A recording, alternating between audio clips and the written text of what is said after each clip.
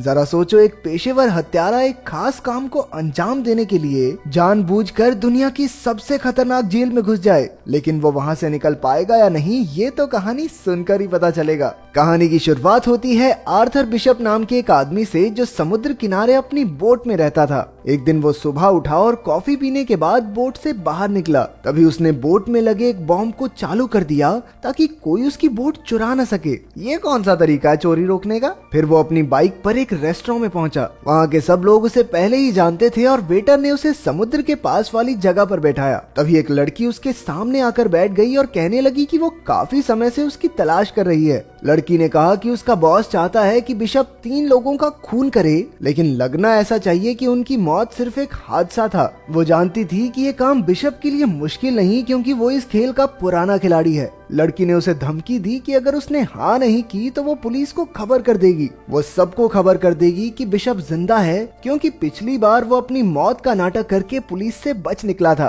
तभी बिशप ने देखा कि इस लड़की के साथ कुछ और भी लोग हैं जो उसे ही देख रहे थे। अचानक उसने अपना फोन निकाल कर उस लड़की की तस्वीर ले ली। जैसे ही लड़की ने बंदूक निकालने की कोशिश की तो बिशप ने उस पर हमला कर दिया। ये देखकर लड़की के साथी भी बिशप पर टूट पड़े, लेकिन उसने एक एक करके सबको धूल चटा दी। फिर बिशप ने देखा कि नीचे से और गुंडे उसे पकड़ने आ रहे हैं, इसलिए वो दीवार से कूदकर एक केबल कार पर लटक गया। उस लड़की ने अपने साथियों के साथ बिशप का पीछा किया और केबल कार में घुस गई। वो बिशप को अंदर ढूंढ रही थी, लेकिन वो तो छत पर था। लड़की ने छत पर बंदूक चला दी, लेकिन बिशप ऐन वक्त पर कूद गया और एक पैराशूट पर जा गिरा। रात को जब वो अपनी बोट पर जाने लगा तो उसने देखा कि 2 लोग पहले से ही वहाँ मौजूद थे। उसने बिना समय गवाए अपना फोन निकाला और बोट में धमाका कर दिया। इसके बाद वो माल उतारने और चढ़ाने की जगह पर पहुंचा। उसने एक डब्बा खोला और अपने पासपोर्ट्स और बाकी कागज जला दिए। फिर बिशप थाईलैंड के एक टापू पर गया, जहां वो एक लड़की से मिला जिसे वो पहले से जानता था। ये लड़की वहां के एक होटल की मालकिन थी।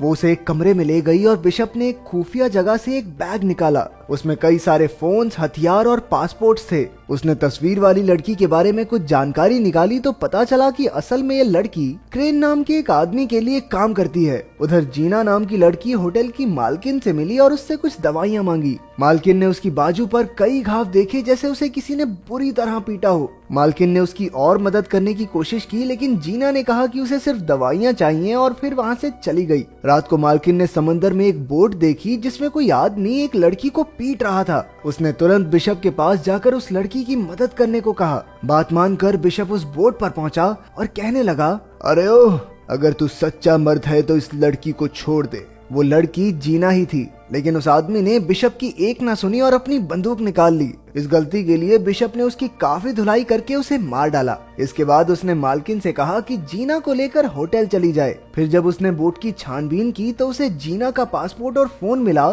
जिसमें बिशप की तस्वीर थी। आखिरकार उसने बोट को धमाके से उड़ा दिया और होटल में वापस आया। उसने जीना से पूछा कि उसकी तस्वीर जीना के फोन में क्या कर रही है। उसने जीना से साफ साफ पूछा कि क्या वो भी क्रेन के लिए काम करती है। जीना ने सहमी हुई आवाज में बताया कि क्रेन उसे धमका रहा है। अब तक जो हुआ वो क्रेन के प्लान का हिस्सा था ताकि जीना बिशप से मिल सके। जीना ने बताया, दरअसल मेरा काम तो सिर्फ इतना है कि मुझे तुमसे मिलकर एक नंबर पर कॉल करना है और फिर मेरा मिशन खत्म। बिशप ने पता लगाया कि जीना अनाथ बच्चों को पालती है जिनकी तस्करी हो रही थी। क्रेन ने जीना को धमकाकर कहा कि अगर वो उसकी बात नहीं मानेगी तो वो उसके बच्चों को मार डालेगा। बिशप ने देखा कि एक बोट टापू की ओर बढ़ रही है जिसमें बहुत से आदमी हैं जो टापू पर नजर रखे हुए थे। बिशप ने जीना से कहा, देखो, तुम्हें मेरे साथ दोस्ती बढ़ाने का नाटक करना होगा ताकि क्रेन को शक ना हो। उसने ऐसा ही किया और बिशप ने इस सब में उसे घसीटने के लिए उससे माफी भी मांगी, लेकिन उसके पास इसके सिवा कोई रास्ता नहीं था। बिशप ने बताया कि उसे जानकर खुशी हुई कि वो अनाथ बच्चों को पालती है,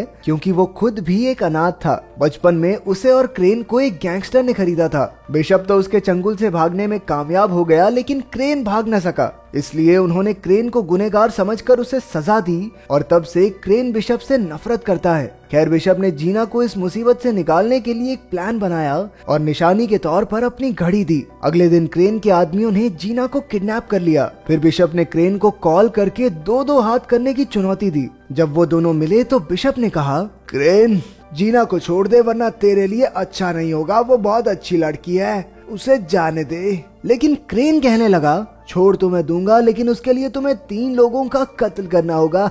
कोल्ड ब्लडेड मर्डर।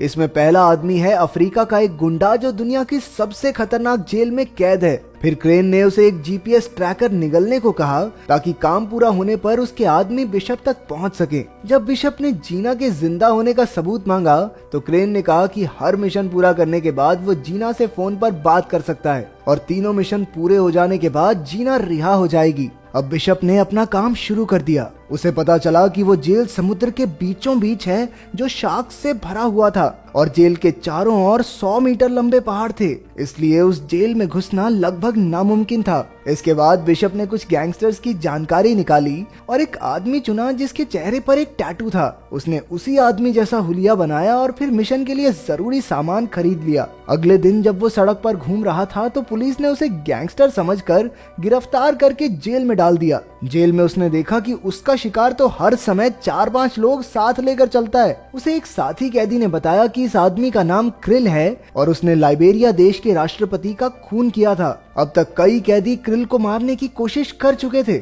जब क्रिल पर फिर से हमला हुआ तो इस बार बिशप ने उसकी जान बचा ली। क्रिल ने उसका शुक्रिया अदा किया और उसे खाने पर बुलाया। जब बिशप उससे मिलने गया तो उसने क्रिल की जान ले ली और सबको लगा कि उसकी मौत जहरीला खाना खाने से हुई है। फिर बिशप ने तुरंत जेल की दीवार में धमाका किया और अपने पूरे शरीर पर ऐसा स्प्रे छिड़का जिससे शार्क्स उसके नजदीक न आए। अंत में उसने जीपीएस कैप्सूल निगला और समुद्र में कूद गया। उधर बोट के कैप्टन के पास मैसेज आया कि बिशप ने काम पूरा कर दिया है। उसकी लोकेशन ढूंढकर क्रेन के आदमियों ने उसे बचा लिया। फिर बिशप ने जीना से फोन पर बात की तो जीना ने बताया कि बिशप के पास अगले आदमी को मारने के लिए सिर्फ 36 घंटे हैं, नहीं तो वो लोग जीना को मार देंगे। अब क्रेन ने उसे दूसरे आदमी की जानकारी भेजी। इस आदमी का नाम एड्रियन है जो कि एक अरबपति था। ये इंसानों की तस्करी का धंधा करता है, लेकिन उस तक पहुंचना बहुत मुश्किल था क्योंकि वो ऑस्ट्रेलिया में एक बिल्डिंग के 58वें माले पर रहता है जहाँ के सारे दीवार, दरवाजा, खिड़की बुलेट प्रूफ थे। ऊपर से हर जगह सेंसर्स और फिंगरप्रिंट डिवाइस भी लगे थे।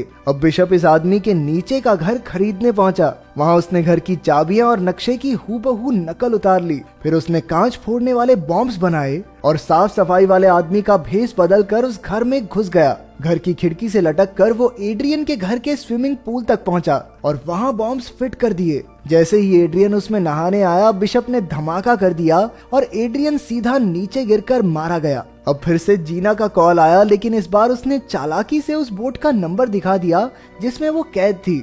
फिर बिशप हेलीकॉप्टर से उस बोट तक जीना को बचाने पहुंचा और कई गुंडों को मार गिराया, लेकिन अफसोस कुछ देर बाद वो पकड़ा गया। फिर क्रेन ने उसे आखिरी चेतावनी देते हुए कहा, इस बार तो माफ कर देता हूँ, लेकिन अगर फिर से ऐसा हुआ तो जीना बेचारी मारी जाएगी और उसकी मौत के जिम्मेदार होगे तुम। अब बिशप का आखिरी मिशन था अमेरिका में रहने वाले मैक्स को मारना। वो एक ऐसी बिल्डिंग में छिपा हुआ था जो पहाड़ के ऊपर बनी है और वहाँ सबमरीन्स का कारखाना था। इन सबमरीन्स में बड़ी बड़ी मिसाइल्स छिपाई गई थी। वहाँ खुफिया तरीके से किसी का भी अंदर आना या अंदर से बाहर जाना नामुमकिन था। जो भी वहाँ घुसने की कोशिश करता वो मौत के मुंह में जा गिरता। बिशप के पास इस काम को अंजाम देने के लिए 48 घंटे का वक्त था। उसे खबर मिली कि मैक्स ने एक हेलीकॉप्टर मंगवाया है, इसलिए उसने हेलीकॉप्टर के नीचे छुपकर मैक्स तक पहुंचने का प्लान बनाया। जब उसकी तरकीब कामयाब रही तो उसने बिल्डिंग के सारे कैमरा जाम कर दिए। चारों ओर हड़कंप मच गया और गार्ड्स मैक्स को एक खास कमरे में ले जाने लगे।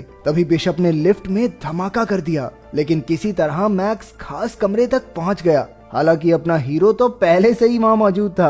अब वो मैक्स के साथ मिल गया और मैक्स को मारने का नाटक किया ताकि क्रेन को चकमा दिया जा सके। उसका प्लान था कि जब क्रेन के आदमी मैक्स की लाश ढूंढने आएंगे तो क्रेन बोट में अकेला होगा और उस समय उसे खत्म करना कोई बड़ी बात नहीं। उन्होंने प्लान के मुताबिक मैक्स की मौत का नाटक किया और जैसे ही वहां धमाका हुआ, बिशप उसे समंदर से बचाकर एक टापू पर ले आया। फिर बिशप ने क्रेन को कॉल करके कहा, अबे ओ जीना को छोड़ दे। लेकिन क्रेन ने पहले मैक्स की लाश देखने की मांग की। बिशप ने बताया कि लाश उसकी सबमरीन में पड़ी है। इसके बाद क्रेन ने सबमरीन पर मैक्स की लाश देखने के लिए अपने आदमी भेजे। बिशप ने भी उनके लिए हर जगह बॉम्ब्स लगाकर तैयारी कर रखी थी। जैसे ही उसके आदमी वहां पहुंचे, बिशप ने उन्हें गोलियों से भून दिया। उधर क्रेन ने ये सब अपने कैमरा से देख लिया। इसके बाद बिशप क्रेन की बोट पर पहुंचा और सारे गार्ड्स को मार डाला। इसी बीच जीना को भी गोली लग गई। वहीं क्रेन ने बोट में लगे बॉम्ब को एक्टिवेट कर दिया। बिशप ने जल्दी से जीना को छुड़ाया और उसे एक ऐसे डब्बे में पहुंचा दिया